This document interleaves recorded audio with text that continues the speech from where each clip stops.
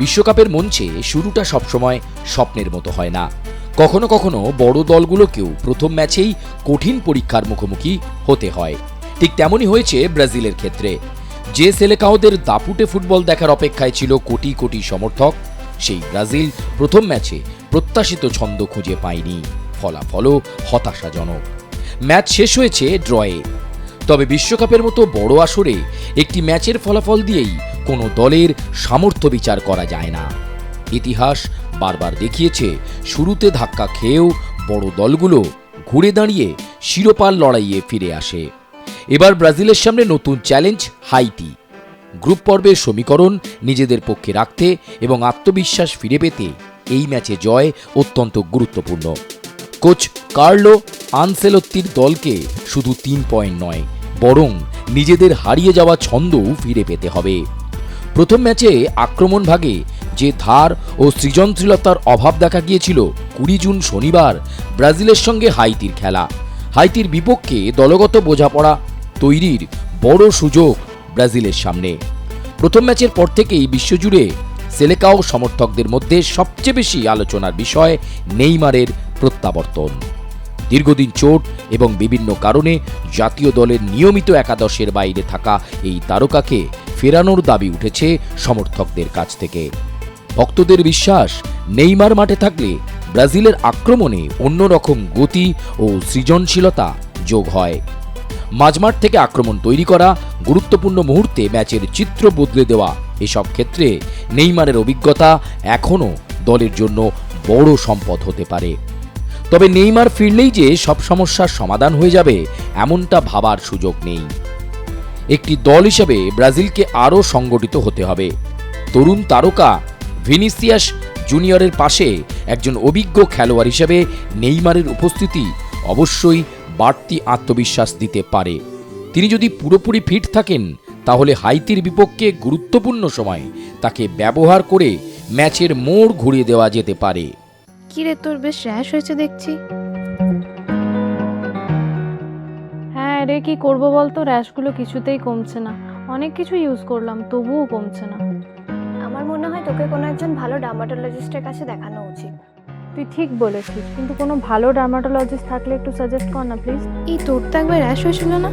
তুই কোথায় দেখিয়েছিলিস? তুই একবার গৌরীদেবী হসপিটালসে দেখাতে পারিস। ওখানে ভালো এক্সপিরিয়েন্স ডার্মাটোলজিস্ট আছে। আমারও সেম প্রবলেম হয়েছিল। এখন ওখানে ট্রিটমেন্ট নিয়ে আমি এখন ঠিক আছি।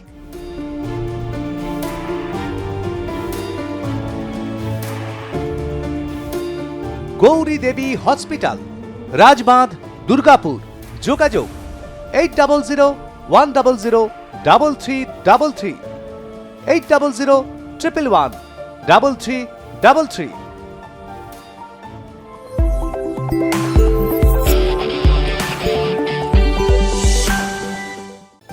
অন্যদিকে হাইতি ব্রাজিলের থেকে পিছিয়ে থাকলেও তাদেরকে হালকাভাবে নেওয়ার সুযোগ নেই। আধুনিক ফুটবলে ছোট দলগুলো বড় প্রতিপক্ষকে চমক দেওয়ার ক্ষমতা রাখে। তাই ব্রাজিলকে সতর্ক থেকেই আক্রমণাত্মক ফুটবল খেলতে হবে। ভুল কমিয়ে নিজেদের স্বাভাবিক সাম্বা ফুটবল ফিরিয়ে আনাই তাদের প্রধান লক্ষ্য। ব্রাজিলের সাবেক তারকা কাকাও প্রথম ম্যাচের পর হতাশ না হওয়ার বার্তা দিয়েছেন। তিনি মনে করিয়ে দিয়েছেন, বিশ্বকাপের প্রথম ম্যাচেই কোনো দল চ্যাম্পিয়ন হয়ে যায় না।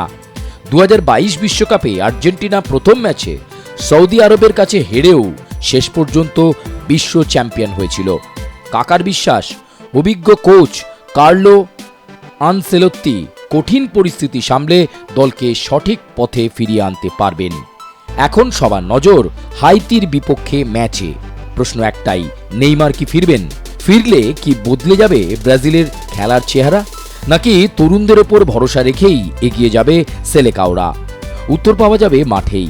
তবে শত হলেও দেশটার নাম তো ব্রাজিল, যার জার্সিতে 5টা তারা জ্বলজ্বল করছে।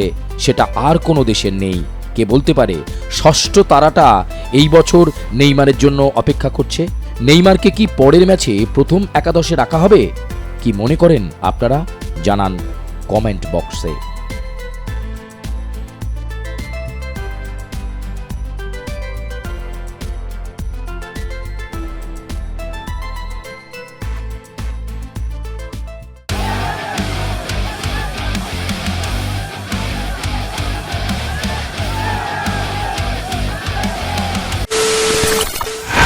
খবরের নামে প্রতিদিন সন্ধে আপনার ড্রয়িং রুমে কি শুধুই চিৎকার চেঁচামেচি খেয়ে আসে? বিতর্কের নামে চলে গালাগালি আর কাদা ছোড়াছুড়ি।